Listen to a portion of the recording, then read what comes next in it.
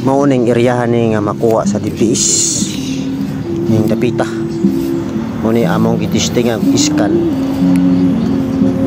May scan guys, litik dosing namin saka ibang gagamitan namin na magpaalam pa kami sa may-ari nito kasi hindi pa namin nakausap ang may-ari dito, kaya na dinitik muna namin kung positive ba talaga. Pero sa detection namin guys na positive talaga itong satellite, nakuha sa satellite. Itong satellite pala totoo pala ito. Akala ko, hindi ako naniwala ito dati kasi hindi namin nasubukan, kaya ngayon subukan namin na yung nakita namin sa satellite DPS na positive pala.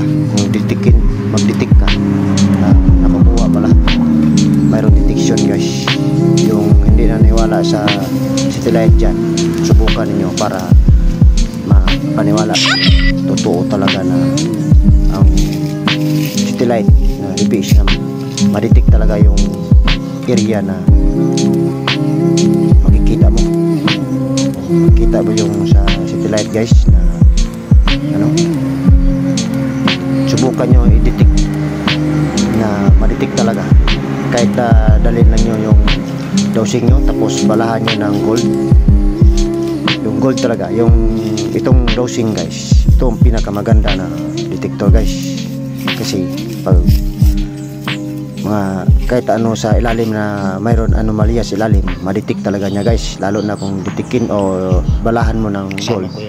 Ang i-detect talaga niya guys kung mayroon talagang aura dyan, aura ng gold at saka yung sa ano ba yan, pag ionic, ma-detect talaga to guys, ma-detect ng dosing.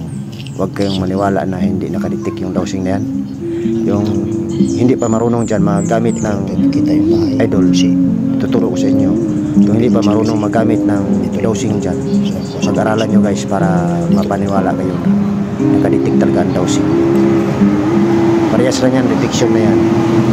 Kahit na yung mamahalin, yung nakalamang lang yung mamahalin na mga detektuan, yung mga scanner na makikita mo sa anong lalim, yung mayroon pula, ganyan, makikita mo sa lalim. Pero itong dosing, walang limit ang lalim ito guys, ma-detect na ito.